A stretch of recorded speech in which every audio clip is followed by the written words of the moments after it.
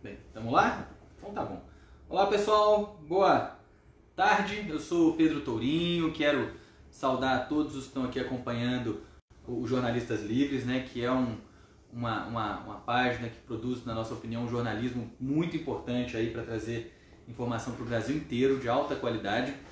É um grande prazer conversar aqui com vocês hoje sobre a questão do coronavírus, né? A gente divulgou que seria feito um plantão de perguntas e respostas a respeito do coronavírus e a ideia é um pouco essa aqui mesmo, é a gente dialogar com quem acompanha, né, a página dos Jornalistas Livres, informações que são importantes no momento em que talvez o mais importante é justamente a gente ter informação segura e de boa qualidade, né? Para eu me apresentar para as pessoas, eu sou médico sanitarista, eu sou professor de saúde da família da PUC de Campinas, né? Sou também vereador na Câmara de Vereadores de Campinas pelo PT e a gente tem feito um acompanhamento, um processo estudado muito intensamente esse quadro, né, da infecção por esse novo coronavírus, desde que ela foi publicada no final de dezembro, começo de janeiro, e começou a dar sinais de que se tratava de um quadro um pouco diferente das infecções respiratórias que a gente tem habitualmente enfrentado, sazonalmente e tudo mais. Então acho que é legal começar explicando para as pessoas o que é o coronavírus exatamente e o que está acontecendo.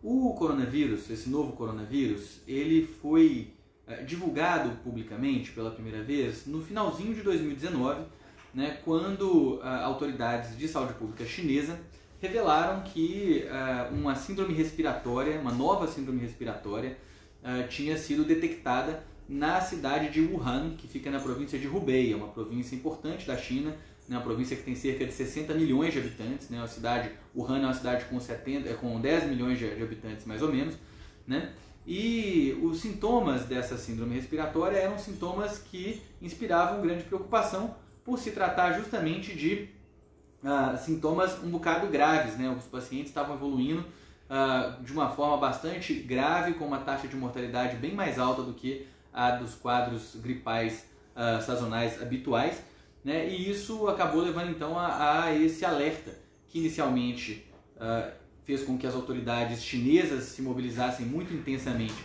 para tentar conter a disseminação desse quadro, mas efetivamente quando a China começou a tomar essas medidas, já tinha um montante muito grande de pessoas que estavam infectadas, né? E a China é um país que tem uma mobilidade urbana, uma mobilidade interurbana muito intensa, né? Uma rede gigantesca de trens de alta velocidade, uma interconectividade muito grande entre as cidades, então é muito comum as pessoas realmente transitarem entre as cidades numa velocidade muito rápida, né? E é justamente por isso que, antes que as autoridades chinesas pudessem tomar medidas mais drásticas, o Covid-19, que é o nome da doença provocada pelo coronavírus, já estava aparecendo em outras cidades da China, né? Rapidamente, então, todas as regiões da China apresentaram os seus primeiros casos, né? Mas especialmente em Hubei, essa situação estava se demonstrando particularmente grave, com um crescimento em uma velocidade exponencial de casos, né? No momento a gente já está lidando com um número superior a 100 mil casos confirmados, tá? Do Covid-19, e já aconteceu a disseminação para outros países do mundo. Inicialmente o que a gente viu foi a disseminação para países vizinhos da Ásia, ali na China, mas logo depois, com também, né, a alta conexão da China com o resto do mundo, a gente começou a ter os primeiros casos sendo confirmados em outros países, especialmente países europeus, né, a gente viu aí vários países europeus sendo alguns dos primeiros a apontar o surgimento de novos casos. Esse quadro, feito eu disse, é um quadro que os sintomas que ele manifesta nas pessoas, quando as pessoas adoecem, tem uma gama muito ampla de sintomas, uma variação muito grande, né? Você pode desde ter quadros assintomáticos, que são pessoas que têm contato com o vírus, mas não desenvolvem qualquer tipo de doença, ou você pode ter quadros muito graves, né? Então, pode ter quadros realmente de insuficiência respiratória, que vão exigir internação em UTI, ventilação mecânica, né? Que é o respirar com a ajuda de aparelhos, como a gente coloca aí coloquialmente. E tem tudo que existe aí no meio do caminho, desde quadros gripais leves, que constituem a absoluta maioria dos casos, até quadros respiratórios mais graves que evoluem mesmo com pneumonia, né? Aproximadamente 20% dos quadros em que as pessoas evoluem com sintomas vão ser quadros que vão exigir hospitalização. Cerca de 80% dos quadros, então, de pessoas que evoluírem com sintomas, acabam tendo um quadro muito similar à gripe comum, que todo mundo já teve, todo mundo sabe como é que é, né? E não vão ter, então, necessidade de internação hospitalar ou de qualquer outro tipo de medida para o cuidado individual importante. Um número próximo de 4 a 5% dos casos são os casos que vão evoluir de forma mais séria, mais grave, e que vão precisar de internação em unidade de terapia intensiva. Né? Quando a gente fala assim, até falar bem, é pouco, né? Na verdade 5%, mas aí tem um outro aspecto desse coronavírus, que é um aspecto que provoca muita preocupação e que nos insta realmente a estar com toda essa mobilização nesse momento, que é o fato de que se trata de um vírus com um alto potencial de disseminação. Ele tem capacidade de infectar as pessoas numa velocidade, numa quantidade muito, muito, muito elevada. Né? Existe um número, que é o número que é estabelecido, que é o número de pessoas que cada pessoa doente é capaz de contaminar enquanto está doente, né? Enquanto está na fase de transmissibilidade. No caso de uma gripe comum, esse número varia entre 1 e 1,5. Então, cada pessoa doente vai infectar mais uma. Qualquer quadro que tenha esse número superior a 1 é um quadro que, se não forem tomadas medidas para contenção, ele vai se disseminar, porque significa que cada um contamina mais um. Né? Quando esse número é inferior a 1, é quando a gente vê, às vezes, as doenças que acabam desaparecendo sem necessariamente a gente ver nenhuma medida de contenção, elas vão minguando porque a capacidade de transmissão do vírus é baixa. No caso do coronavírus, a gente está falando aí algo entre 2,5 e 3, alguns falam de 2,7. Então, cada pessoa que contrai o vírus, né, vai contaminar, quando adoece, vai contaminar de 2,5 a 3 pessoas, o que é um número bastante alto. Né? Lógico, existem doenças infecciosas que têm números mais altos, como o sarampo, que vai ter um número próximo de 15 até 18, a depender da literatura, mas ainda assim, para um quadro respiratório, tipo um quadro gripal, esse é um número muito elevado. Então, quando a gente está lidando com quadros que têm uma capacidade muito grande de contaminar muita gente, as taxas de internação hospitalar, de morbidade, de mortalidade, mesmo quando elas são mais baixas, elas inspiram muita preocupação, porque justamente, estou abrindo aqui para eu ver as perguntas, tá? Justamente porque isso significa que vai ter uma quantidade muito, muito, muito, muito grande de pessoas que vão contrair o vírus, tá? Deixa eu só colocar aqui na página que a gente não tinha colocado, para a gente poder acompanhar as perguntas. Então, já tem um bocadinho de pergunta aqui, né? Então, para as pessoas compreenderem o porquê de todo esse alarme, tá? É que esse é um vírus que demonstrou essa capacidade de disseminação muito grande. Ele acabou, depois de algum tempo, né, sendo caracterizado agora, essa semana, como uma pandemia, que significa o quê? Que já é um quadro que se espalhou por todo o planeta, por todo o globo, né? A Organização Mundial de Saúde já caracteriza, então, esse quadro do coronavírus como um quadro que está presente em todos os lugares. O fato de ter sido caracterizado como pandemia muda alguma coisa em relação às orientações prévias da Organização Mundial de Saúde? Na verdade, não. Já existia uma orientação prévia da Organização Mundial de Saúde para que os sistemas nacionais de saúde de todos os países implementassem medidas, né, de prevenção, medidas de acompanhamento, de monitoramento rigorosas para garantir que, eventualmente, caso houvesse a introdução do vírus em cada um dos países do mundo, as medidas para garantir que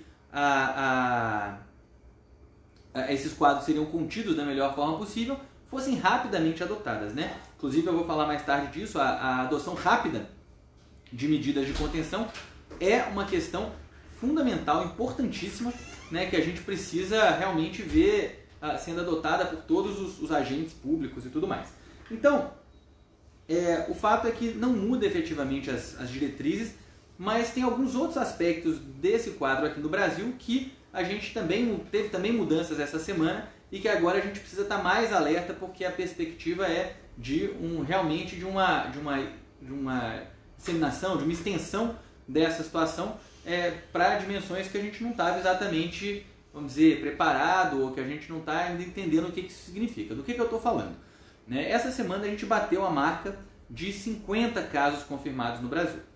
Nós não sabemos ainda se o coronavírus aqui no Brasil vai se comportar da mesma maneira que ele se comportou em outros países. Por quê? Primeiro porque aqui nós estamos em condições climáticas distintas dos países onde o problema está sendo mais grave. Né? Então a China, como um exemplo muito forte, né? O Japão, a Coreia do Sul, a Itália, o Irã, né? São todos países onde os quadros foram muito numerosos, mas são todos países que estão no hemisfério norte, portanto enfrentando o inverno. Né? Países que estão num momento com clima seco, frio, as pessoas estão, por serem lugares que estão com clima frio, as pessoas estão predominantemente dentro dos ambientes que são climatizados, né? Quanto mais frio, mais restrita dentro dos ambientes as pessoas vão ficando, e isso muda então a capacidade de transmissão. Para além disso, o período de insolação é menor, né? O coronavírus, alguns estudos mostraram que ele é muito sensível ao sol, então a exposição ao sol mata bem o coronavírus em superfícies. Né? Então nós não sabemos aqui no Brasil, se num contexto de maior umidade, temperaturas médias mais altas e também intensa exposição solar, se o vírus vai manter a mesma capacidade de transmissão que ele teve em outros lugares. A nossa aposta é que sim, a tendência é que ele se comporte de forma parecida, e é para esse cenário que nós temos que estar preparados. Né?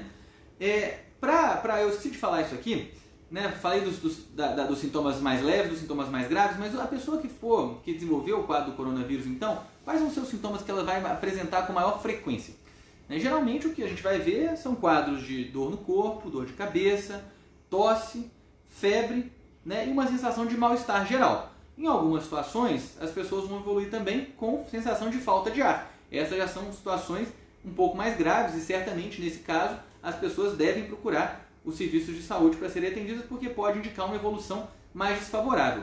O que determina uma evolução mais favorável ou mais desfavorável dos casos? Né? A primeira coisa que se viu é que esse vírus ele tem um perfil de acometimento diferente para faixas etárias diferentes e para pessoas com condições de saúde diferentes. Então, não tem, inclusive até o momento, né, casos de óbitos, de mortes em crianças menores de 9 anos. Né? Felizmente, tudo indica que as crianças estão protegidas de quadros mais graves pela infecção pelo coronavírus. Na medida em que a idade vai aumentando, a gente vai tendo então um agravamento, uma intensificação, né, das condições que são apresentadas. Em pessoas muito idosas, lá na casa dos 80 anos para frente, a gente inclusive tem um perfil de quadros bastante graves, com cerca de 14%, 15% de mortalidade entre essa população, que é um número absurdamente alto, é muito preocupante. Né? Especialmente a partir dos 50 anos a gente começa a ter uma quantidade de quadros graves mais alta, né? Mas vale dizer, mesmo tendo uma quantidade de casos mais graves menor na população mais jovem, ainda assim a quantidade de casos graves entre os jovens é muito mais alta do que nos quadros de gripe comum.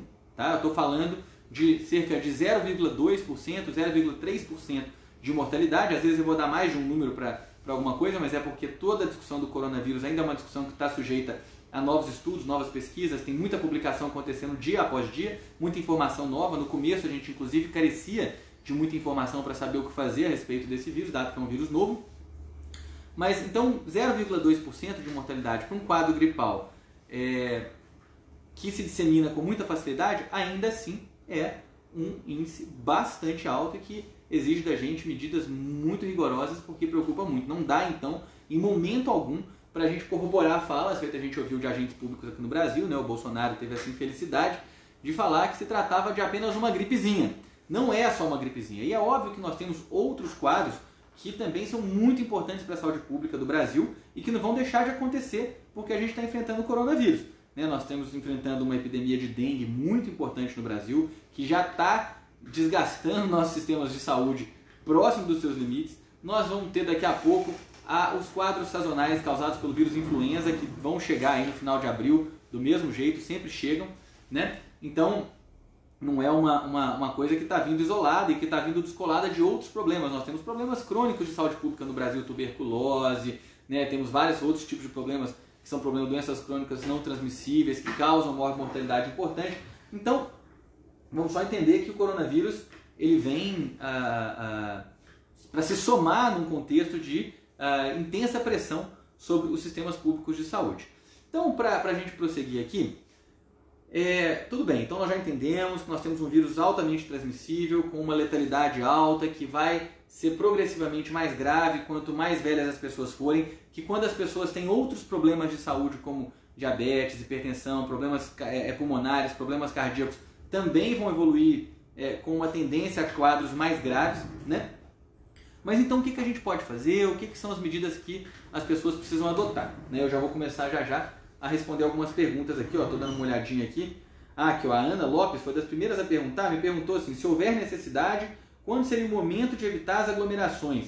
Né? Quando falo de aglomerações, não digo eventos opcionais como jogos, falo de aglomerações como ônibus lotados, trens, metrôs, né? Ótimo, essa pergunta da Ana Lopes aqui é uma pergunta super importante porque já casa com o que eu já ia começar a falar. O que a gente pode fazer? A primeira coisa que nós precisamos fazer, e essa é uma questão que o poder público tem um papel nessa questão, é justamente a gente agir imediatamente. Por quê? Teve uma diferença de respostas entre os vários países do mundo. A China, por exemplo, demorou para começar a tomar medidas e quando ela tomou, ela teve que tomar medidas muito radicais, como a quarentena. As cidades viraram cidades fantasmas, as pessoas não conseguiram sair de casa, especialmente na província de Hubei, as pessoas não podiam nem sair de casa. Em outros lugares, né, lugares que, por exemplo, já tinham uma certa experiência com doenças respiratórias graves, como Hong Kong, né, que fica no sul da China, Taiwan, o próprio Japão, que já tiveram experiências no ano de 2003 com outras síndromes respiratórias graves, inclusive a SARS foi causada por um outro tipo de coronavírus também, rapidamente ali já foram tomadas medidas, né, do que a gente chama da etiqueta respiratória, que são mudanças na maneira como as pessoas se relacionam com a respiração, com a tosse, né, e que são medidas centrais para a gente poder conter a disseminação desse vírus. Né? Então, a etiqueta respiratória consiste basicamente na gente entender que quando a gente tosse, mesmo quando a gente respira, a gente está produzindo pequenas gotículas que vão para a superfície, para o meio, vão para o ar, e elas vão ser aspiradas por pessoas que estejam numa certa distância. Quando a gente tosse, essa distância é de cerca de 2 metros. E na respiração normal, algo perto de 1 metro, até menos de 1 metro. Então, o que é a primeira coisa para a gente entender? Primeiro é que a gente deve evitar, se for possível, ficar muito próximo das pessoas. Né? A gente às vezes não sabe quando as pessoas estão adoecidas e quando elas não estão. Então, uma certa distância no dia a dia, na hora de conversar e tudo mais, já é um elemento inicial da etiqueta respiratória. Para além disso, quando as pessoas estão tossindo, é muito importante que elas tampem a boca. Pode ser com o cotovelo, feito se mostra muito, com o uso de máscaras, que é uma medida que funciona, que é eficaz, né? Ou mesmo com um lenço descartável que deve ser usado também para fazer esse tipo de contenção desse spray de tosse que é liberado. Né? Porque senão ele fica no ar, né? Depois de um tempinho ele cai e vai contaminar outras superfícies e essas superfícies também vão ficar contaminadas. Né? Uma outra coisa da etiqueta respiratória é justamente a questão das mãos, né? Não cobrir com a mão quando está tossindo, porque aí você enche a mão de vírus e depois você, ao tocar os objetos, você acaba contaminando os objetos, ao cumprimentar as pessoas, vai também contaminar essas pessoas. Outra coisa é justamente isso, né? Evitar esses contatos muito íntimos, muito próximos, aperto de mão, muito abraço, muito beijo. Né? Para nós brasileiros isso é um grande desafio, porque a gente é um povo extremamente afetivo, sociável, né? Que tem relações muito próximas e fisicamente muito próximas, é do nosso costume abraçar, beijar e tudo mais. E infelizmente essas são hábitos que a gente vai ter que suspender, pelo menos temporariamente. Eu não estou exagerando quando eu falo de suspender. As pessoas têm que assumir, eu diria, a partir de agora, imediatamente, né, o hábito de não fazer mais isso, de cumprimentar as pessoas à distância, compreendendo que isso é uma medida de proteção individual e coletiva, porque qualquer pessoa infectada pode se tornar um problema do ponto de vista coletivo, né? E isso precisa ser adotado de imediato mesmo. Né? Assim, a gente já está neste momento no Brasil numa situação que já nos exige a adoção desse tipo de medida. Para além disso, né, repetindo, todo mundo quase já sabe disso, a lavagem das mãos, né, pode usar água e sabão, funciona muito bem, álcool gel funciona muito bem, álcool 70 funciona muito bem, outros antissépticos que existem, que são comercializados, também funcionam muito bem. Tá? Então, todas essas medidas são medidas de proteção individual já muito eficazes. Para além disso, respondendo ao que a Ana perguntou, assim, né, como é que... Primeira coisa é isso, ela falou, não estou falando de eventos opcionais como festas, eventos esportivos, religiosos, mas é importante falar desses eventos também. Não, esse é um momento em que o ideal é que esses eventos sejam, na minha opinião, suspensos, interrompidos. Não é hora de chamar as pessoas para grandes aglomerações, né? Nós temos aí atos marcados, né, pela extrema-direita, aí, que me preocupa muito, esses atos, eu espero que eles sejam suspensos. Tem os atos também do campo progressista que estão sendo marcados para o dia 18. É um momento muito delicado, né, para a ocorrência desses atos, que aglomeram muitas pessoas nas ruas, e isso é particularmente delicado porque, especialmente no começo de uma fase mais intensa da epidemia, esses eventos podem fazer com que a gente tenha saltos muito vertiginosos na quantidade de casos, porque às vezes uma pessoa que está contaminada e vai para um evento com uma grande aglomeração, ela acaba contaminando 30 pessoas, 20 pessoas que ela abraça, que ela cumprimenta, e o que normalmente seria uma taxa de reprodução do vírus de contaminação de 2,7, feito eu falei antes, para aquele indivíduo se torna um número de 30, 40 pessoas. A gente teve um caso na Coreia do Sul, que é o chamado paciente 31, que é um paciente que foi monitorado, que foi um dos casos, uma das razões da crise na Coreia do Sul ter sido muito grave, que é estimado que esse paciente individualmente contaminou alguns milhares de pessoas. Alguns milhares de pessoas foram contaminadas a partir daquele paciente individual. Então, quer dizer, não é hora para esse tipo de aglomeração. Nas aglomerações que a gente está imposto pelo dia a dia da gente, né, do trabalho, ônibus, metrô e tudo mais, muito importante saber. Corrimões, barras de apoio, portas, são todos sítios preferenciais de transmissão, de contato com o vírus, porque é justamente ali que a pessoa tosse, encosta a mão, você vai e toca também. Então tem que ter cuidado para tocar essas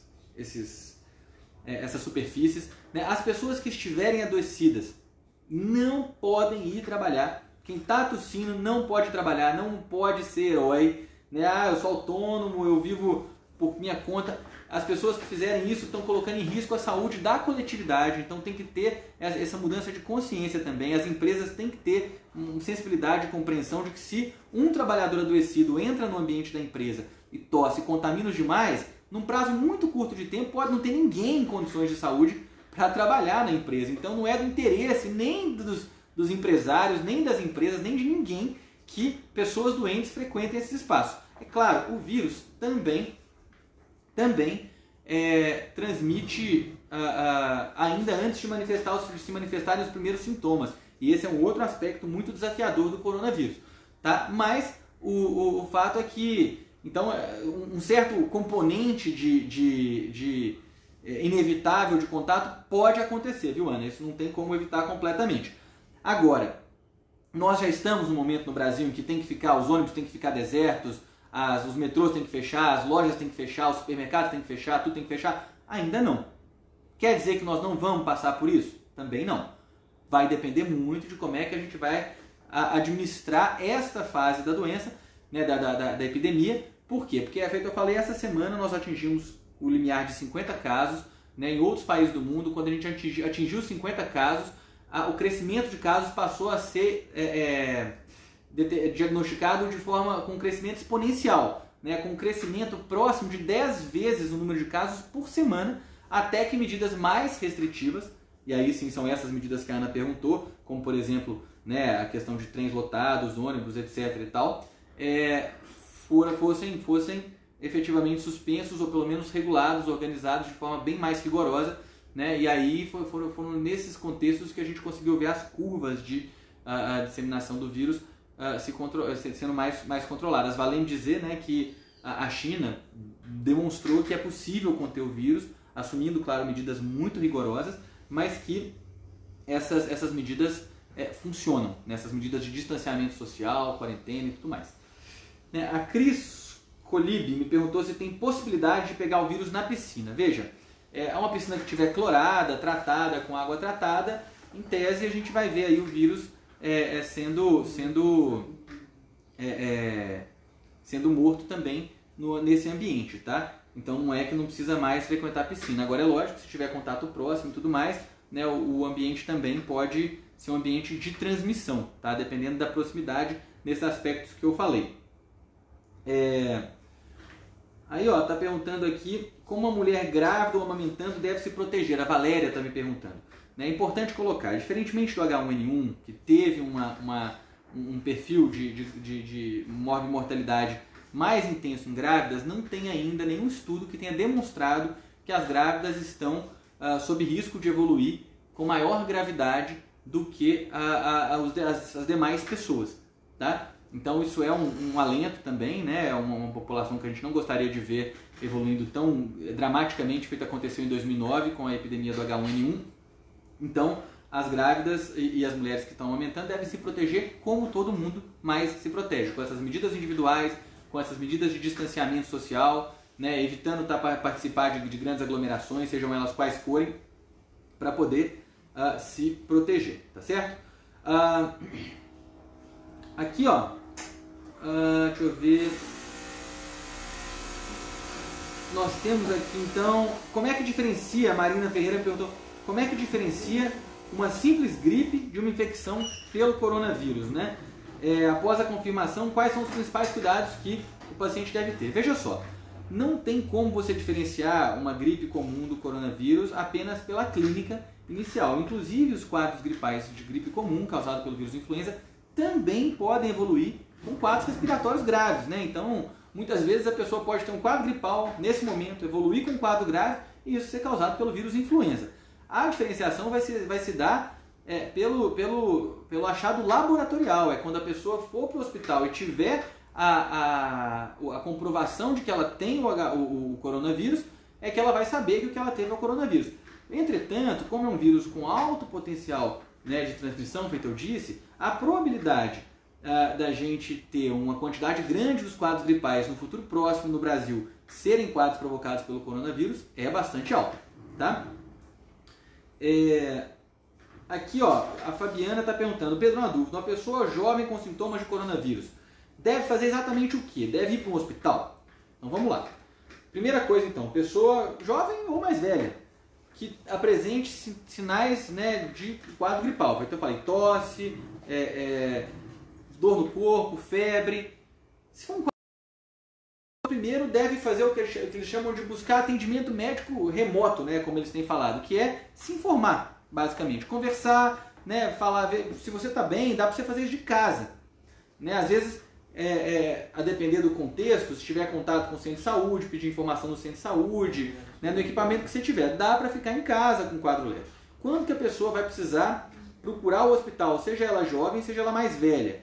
Quando ela estiver evoluindo com sintomas de falta de ar, quando ela estiver com um acometimento do estado geral dela muito intenso, que a pessoa esteja realmente, né, numa condição de estar muito derrubada, muito prostrada, muito mal, é a hora, né, que ela precisa ir no hospital. Não dá para deixar, né, uma pessoa que está sentindo falta de ar, dificuldade para respirar, peso para respirar, ficar em casa. Então esse é o critério principal. A pessoa está apresentando um quadro que sugere que está com algum comprometimento respiratório mais grave, está com falta de ar, vai para o hospital. Se for só um quadro gripal habitual, dá para esperar, e se tiver qualquer evolução, procurar o serviço de saúde. Isso é muito importante, por quê? Porque um dos maiores desafios que nós estamos enfrentando nesse momento, e as medidas que a gente está discutindo aqui para evitar a disseminação do vírus tem a ver com isso, é que, a depender de como é que o vírus crescer, se ele crescer de forma muito exponencial, que a gente fala, uma curva de crescimento muito vertical, muito rápido, muitos milhões de casos novos de repente, todo mundo vai para o serviço de saúde, vai para o hospital, para o posto de saúde ao mesmo tempo.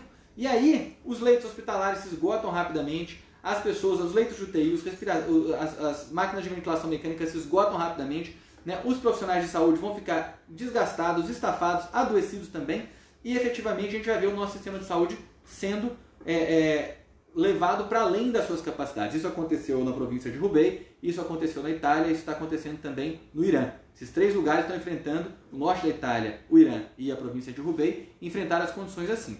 Outros lugares que tomaram medidas de restrição, né, do contato e uso mais intensivo de máscaras, proteção individual com álcool, etc., mais rigorosamente, de forma mais precoce, como foi o caso, por exemplo, do Japão ou de Taiwan, por exemplo, tiveram uma quantidade de casos menor e uma quantidade de casos mais espaçada no tempo. E é muito importante a gente ganhar tempo nesse quadro agora. Por isso que a gente acha que as medidas, né, de orientação e de, vamos dizer, promoção né, de um certo grau de restrição social são muito importantes. Eu acho que o governo federal tinha que estar fazendo uma orientação muito mais ativa no sentido de cancelamento de eventos com grandes populações, com grandes contingentes de pessoas, né? A gente não deveria agora, já nesse momento, a gente já deveria estar pensando seriamente, né, na questão das partidas de futebol, né, nos momentos, nos grandes eventos, né, e está pensando mesmo em cancelar, adiar. Isso, inclusive, pode significar, do ponto de vista da própria economia, porque evidentemente isso traz impactos econômicos, pode provocar menos impacto econômico do que, caso isso não seja feito, futuras medidas de quarentena global da população, de cidades, etc., né, por causa de um crescimento muito grande de casos. Então, até do ponto de vista econômico, uma ação mais enfática do governo neste momento, no sentido de promover um certo grau de restrição, né, do contato social, vai ser mais benéfico do que tentar fazer uma medida muito mais radical mais para frente. Então, a hora do governo agir, na minha opinião, a hora das autoridades agirem é agora, é neste momento que nós precisamos ver as orientações para as pessoas nesse sentido, o estímulo e o debate com todos os órgãos, organismos, entidades, no sentido da suspensão, né, de eventos com grandes públicos e da promoção mesmo de medidas de higienização de superfícies, porque o vírus fica algum tempo nas superfícies, feito eu falei, depois com potencialidade de contaminar, com capacidade de contaminar as pessoas, né? Então essa questão da higienização, por exemplo, de ônibus, na China foi feito isso, né? Foi feito um processo muito caro, trabalhoso, mas é isso mesmo, né, de higienização dos veículos de transporte público sistemática, né, com produtos mesmo, com capacidade de matar o vírus de forma sistemática nas cidades onde tinha grande circulação, especialmente em Hubei isso foi feito, até de calçada a gente viu higienização em alguns lugares, tá? Então, aqui está falando uma crítica aqui dos postos de saúde, uma pessoa jovem com 30 anos, porém com asma controlada e não grave, ainda corre a mesma porcentagem ou a variável é muito grande, né? O Leonardo está perguntando. Leonardo, qualquer pessoa que tenha comorbidades importantes, quadros respiratórios, tem um risco de adoecer gravemente um pouco mais alto do que quem não tem, tá? Isso é um dado que não é só para o coronavírus, é para qualquer quadro respiratório, né? Uma pessoa que tem asma vai ter isso, mas isso não é motivo para desespero, para pânico. Inclusive, eu acho que é legal falar, viu, pessoal, que não é momento para pânico. Por quê? Porque pânico significa uma reação de medo descontrolada, irracional, não planejada e não organizada. Pânico só atrapalha. O que nós precisamos ter agora é a racionalidade, a compreensão sobre esse objetivo que eu falei, que é o de promover ações que contenham a disseminação da doença, para que a doença possa ter uma curva de crescimento mais baixa, né? Eu peguei um gráfico aqui depois, ver se eu consigo mostrar para vocês o gráfico que a gente está trabalhando, ó. Um gráfico aqui, ó, que compara, né, curvas que podem ser apresentadas. Se você tiver uma curva assim, ó, igual essa daqui, ó, uma curva muito íngreme, nesse caso aqui, o sistema de saúde vai ser sobrecarregado e não vai dar conta. E aí, quando o sistema não dá conta, morre mais gente. Nos países que tomaram medidas mais efetivas de controle precoce, até a mortalidade do quadro está sendo mais baixa, justamente porque não falta leito de UTI, não falta respirador. A gente quer uma curva igual essa daqui, ó, essa mais baixinha aqui, né? Que é uma curva em que o que está sendo feito é justamente uma curva em que houve ações de mitigação do quadro e, portanto, a curva se espalhou. Não é para ter menos casos, mas é para ter casos num período mais longo do tempo. E com isso, os sistemas de saúde ter condições de cuidar das pessoas de forma mais adequada, a ciência, a pesquisa, conseguir avançar, quem sabe até lá a gente descobre que tem algum antiviral que funciona, né? Porque essa é uma questão também importante para as pessoas saberem. Não existe nenhum tratamento específico para o coronavírus, tá? Não é igual uma doença bacteriana, por exemplo, que a gente tem antibióticos que muitas vezes vão tratar de forma específica. O coronavírus não tem medidas, vamos dizer, específicas. O que você tem é o suporte com oxigenoterapia, a internação em UTI, né, o manejo sintomático com antitérmico, com analgésico, para a pessoa ter mais conforto. Isso é um outro desafio. Então, é um quadro que depende fundamentalmente da resposta, né, o desfecho individual depende fundamentalmente da resposta individual do sujeito àquele quadro e, é claro, do acesso no tempo adequado aos serviços de saúde. Tá? Então, tem mais algumas perguntas aqui, ó. Né? A Valquíria está perguntando, a máscara é recomendada para pessoas sadias ou só para pacientes com vírus? Pessoas no ambiente familiar, né, no aguardo de confirmação, deve tomar que tipo de medidas? Excelente pergunta. Né? A máscara deve ser usada, antes de mais nada, por qualquer pessoa que esteja tossindo. Né? A máscara, então, é uma medida de proteção para os outros. Né? A máscara cirúrgica habitual que a gente fala. Né? Existem máscaras que vão evitar que você aspire o vírus, mas essas máscaras não estão em uso, né, acessíveis cotidianamente. Nós nem temos quantidade suficiente dessas máscaras produzidas no Brasil para oferecer para todo mundo, isso é um dado real. Né? Então o principal uso da máscara é evitar a disseminação do vírus, o spray. Tá? E essa que é a questão central. As pessoas que estão no ambiente familiar esperando a confirmação do diagnóstico, a primeira coisa que elas devem fazer é não circular, porque elas podem estar contaminadas, elas já podem estar na fase da transmissibilidade do vírus, né? Então o ideal é que elas não saiam por aí andando e se comportando como se não tivesse problema nenhum. A primeira medida é o que eu tenho batido a tecla aqui, que é a restrição, né, social. As pessoas têm que ter esse comportamento nesse período agora de um certo distanciamento, uma certa limitação do contato social, e quando o contato acontecer respeitando rigorosamente os aspectos da etiqueta respiratória que eu falei aqui. Então, não ter esse tipo de erro.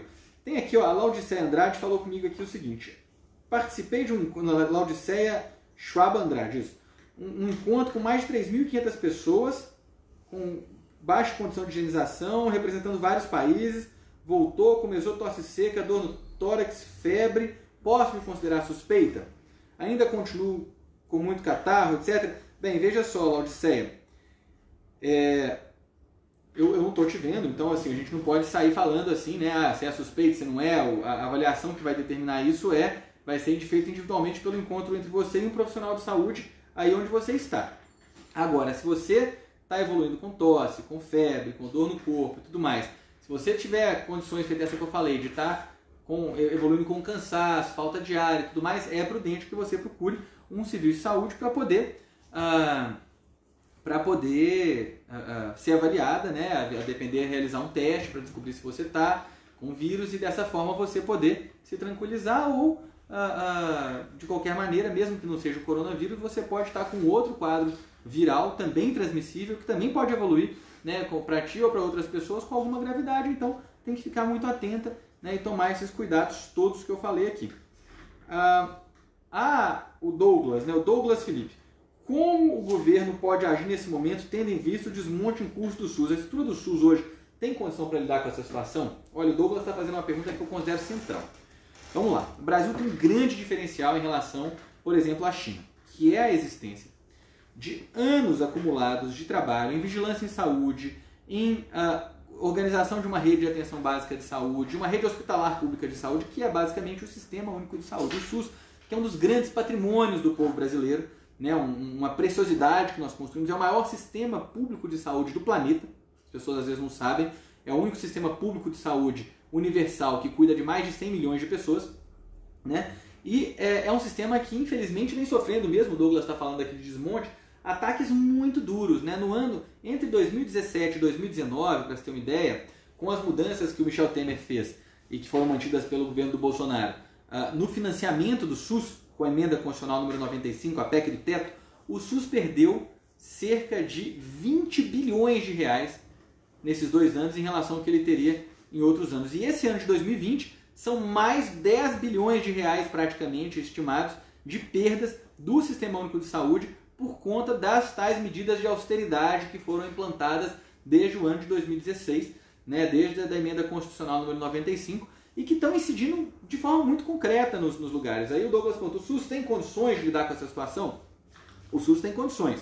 O SUS, feito eu falei, é um grande sistema público de saúde e tudo mais, mas ele tem condições caso essas outras medidas de contenção sejam adotadas para garantir que nós vamos ter uma evolução do número de casos mais moderada e não uma evolução astronômica do número de casos, né, feito que nós corremos o risco de vivenciar caso a gente reproduza o que aconteceu, por exemplo, na Itália.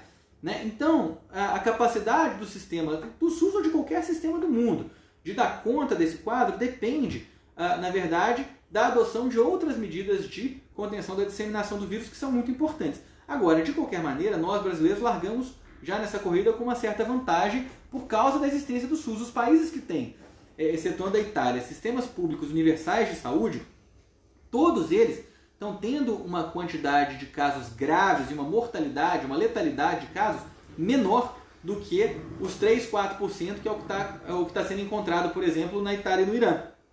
Né? Se você vai, por exemplo, na Alemanha ou em outro na França, esses países estão tendo uma letalidade ainda bem mais baixa. A gente espera que continue assim, né? Que os sistemas de saúde desses países consigam dar conta vamos dizer, desse quadro. Né? Então, por esse motivo, é muito importante a gente não deixar de dialogar que este momento é um momento para a gente rediscutir essas medidas absolutamente draconianas, violentas de austeridade que foram assumidas covardemente pelo governo do Michel Temer, pelo governo do Bolsonaro, que são medidas que sacrificam diretamente quem usa os serviços assistenciais do SUS. Né? O SUS é usado por 210 milhões de brasileiros, todo mundo usa o SUS, seja para tomar vacina, seja nas medidas que protegem a saúde pública de forma mais ampla, como o combate à dengue, como fiscalização, vigilância sanitária, etc. e tal, mas cerca de 160 milhões de brasileiros usam exclusivamente o SUS para os serviços assistenciais também. Estou falando de ir no médico, de receber uma consulta, de fazer um exame, 100% no SUS.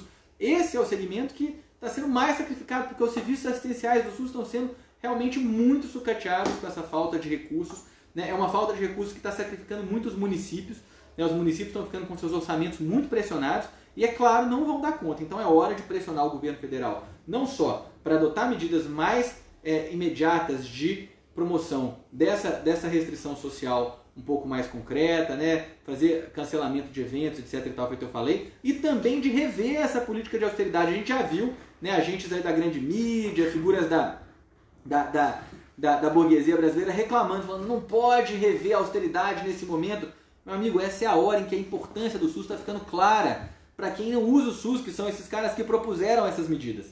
Está clara para todo mundo, porque quem tem chance de salvar o Brasil dessa situação é esse vigoroso sistema de vigilância que nós temos, esses mecanismos de comunicação e saúde potentes que nós temos, com equipes de saúde da família espalhadas pelo Brasil inteiro. Você vê que até o Mais Médicos, né, que foi uma bandeira de campanha do Bolsonaro, né, falou mal do Mais Médicos, criticou o programa, né, foi covarde com os médicos cubanos que vieram para o Brasil para fazer um trabalho importantíssimo, prestar um grande serviço para os brasileiros. Agora o Mais Médicos está sendo revisto a postura do governo para o Mais Médicos, e o governo está buscando chamar de volta 1.800 médicos, cubanos inclusive, que estão aqui no Brasil, e mais, aparentemente, é o que tudo indica, um total de 5.000 médicos para o programa Mais Médicos. A suspensão que o governo pretendia fazer do programa foi adiada porque ficou claro, né, que o Sistema Único de Saúde é muito importante e que não dá para fazer politicagem com esse sistema. Por isso, rever a PEC do teto, rever o teto de gastos e melhor financiar o SUS é indispensável para que a gente dê conta. É hora do governo liberar créditos emergenciais, a gente fazer esse tipo de medida, tá? Não podemos bobear.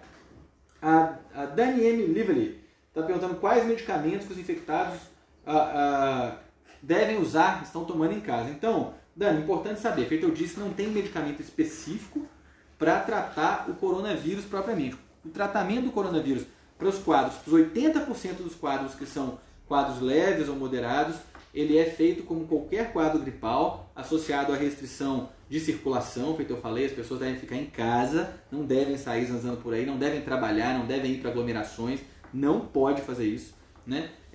E também as pessoas, e uma parcela das pessoas, 20%, vai precisar de cuidados hospitalares, que são basicamente cuidados que oferecem o que a gente chama de suporte, né? Não é um tratamento específico, mas é acesso a oxigênio-terapia, oxigênio para poder respirar melhor, né? Acesso eventualmente a medicamentos que vão garantir o funcionamento de órgãos e sistemas que estão entrando em fase crítica, etc. e tal. Tá? Então é uma medida bastante importante. A Mônica Guimarães Smith, de que quanto tempo o vírus permanece ativo nesses locais. Vamos lá.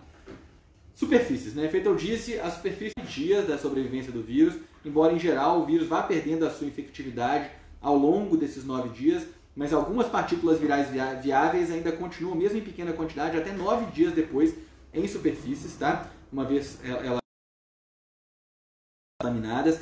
Algumas superfícies são verdadeiras armadilhas, tá? Então, por exemplo, maçanetas, corrimões, barras de apoio em transporte público são lugares onde muitas pessoas colocam as mãos, geralmente sem que haja higienização nem das mãos, nem desses lugares. Então são lugares particularmente, vamos dizer, propícios para que você tenha contato com o vírus, né?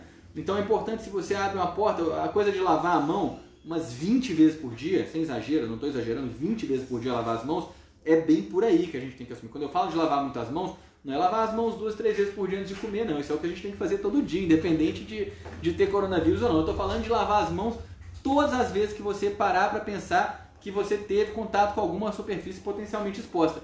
E aí, de novo, é importante que essas superfícies sejam higienizadas, né, as superfícies que têm grande contato, sejam higienizadas regularmente pelos agentes em órgãos públicos, em transportes e tudo mais, para diminuir a capacidade dessas superfícies de serem focos de transmissão intensa do vírus, tá? Aqui, Rose, Manezinho, Sueli, terei que ir para a Inglaterra, dia 25/4. A utilização de máscara e álcool em gel protegem? E o avião, como é que deve ser feita essa proteção? Então, avião, pessoal, né, ônibus, são todos ambientes que são também ambientes que têm alto potencial para a transmissão do vírus. São ambientes em que o ar geralmente fica seco, não tem grande circulação de ar, né? O ar, então, se você tosse nesse ambiente, as partículas ficam suspensas por um tempo mais longo do que se for, por exemplo, num ambiente que está com ventilação, em que as gotículas vão ser levadas embora. Então o avião sempre é um espaço que tem que ser, tanto avião quanto ônibus, a gente tem que fazer um olhar bem cuidadoso, né, sobre a necessidade de viagens e tudo mais.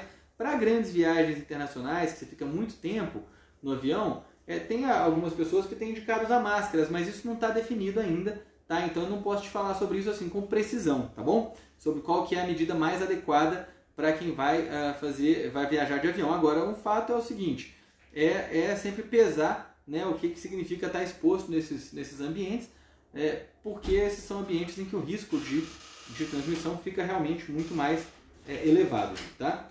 Então, mais algumas perguntas aqui. A Aurora, Mônica Guimarães, vacina cubana, está perguntando aqui.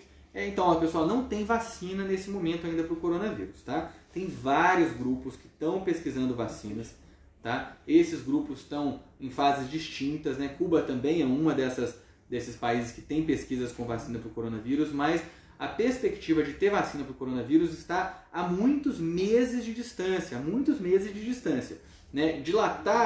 Achatar a curva e dilatar a progressão dos casos para a gente não ter quadros tão agudos também é importante, justamente para a gente ver se a gente consegue ainda pegar alguma fase dessa epidemia ainda e conseguir ter vacina ainda dentro do que a gente está tendo agora da epidemia. Mas pode ser que a gente só tenha vacina efetivamente para o ano que vem.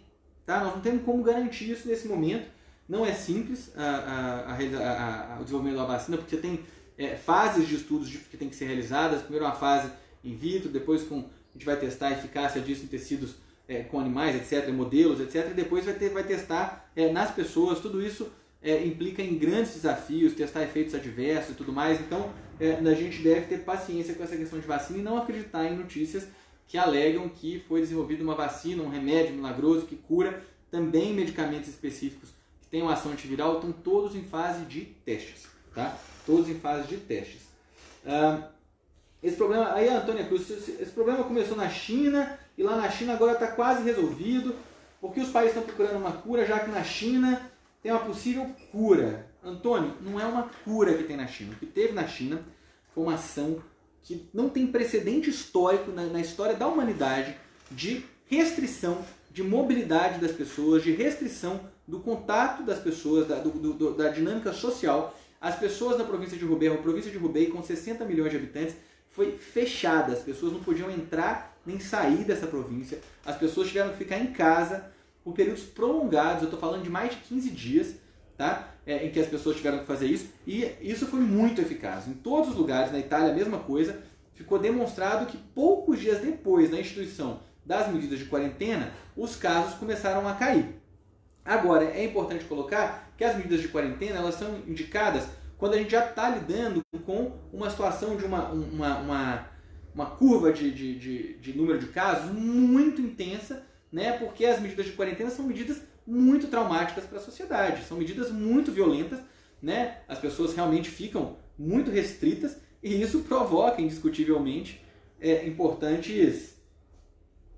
importantes prejuízos para a vida das pessoas como um todo, né, não é brincadeira. Então, essa questão da China não é que lá teve uma cura, tá? O que teve lá foi uma série de ações de saúde pública que conseguiu conter a disseminação do vírus, né, de modo que agora, inclusive, a China está tendo mais casos de pessoas que vêm de outros países contaminadas do que casos efetivamente iniciados e transmitidos na China. Olha que loucura a eficácia dessas medidas que a China tomou. O Brasil está no momento de tomar medidas iguais a essas da China? Não.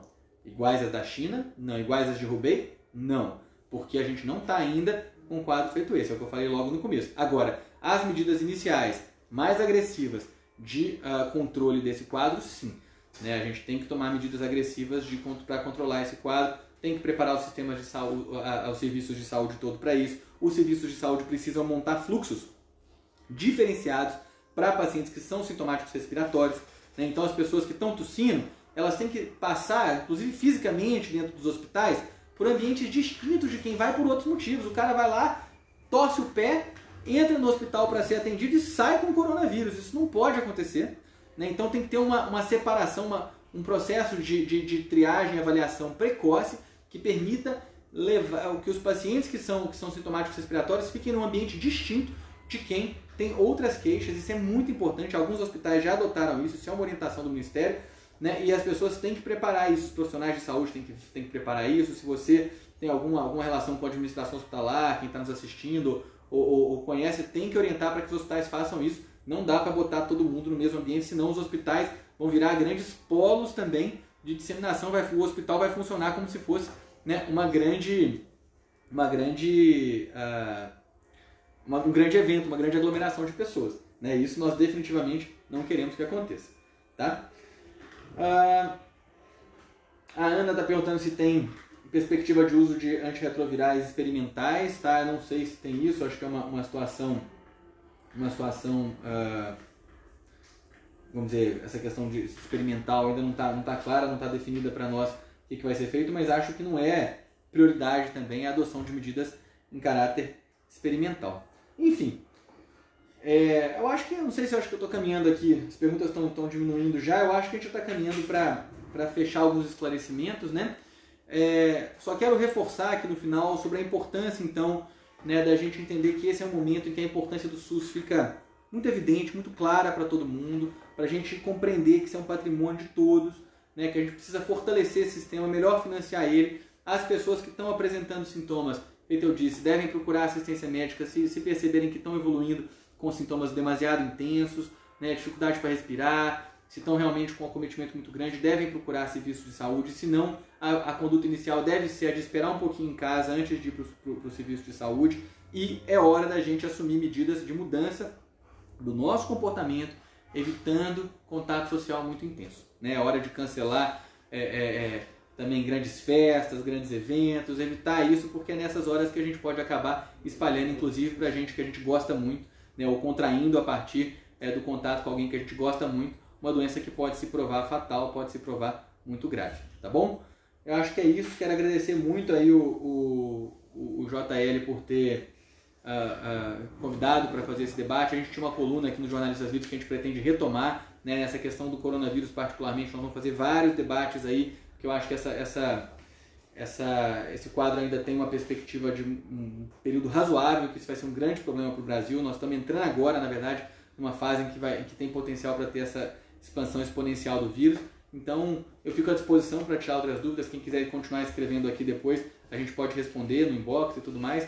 É um prazer, né, conversar com vocês aqui do JL e defender o Sistema Único de Saúde, especialmente no momento em que a gente tem tomadores de decisão, presidente da República, pessoas públicas que estão tratando essa questão de forma tão despreparada que a gente teve que ver o Bolsonaro falar que se trata apenas de uma gripe comum. Não se trata apenas de uma gripe comum, se trata de um quadro que exige mudanças importantes em todos nós para a gente poder se proteger, tá bom? Muito obrigado aí, um grande abraço a todos e a todas e a gente se vê aí semana que vem.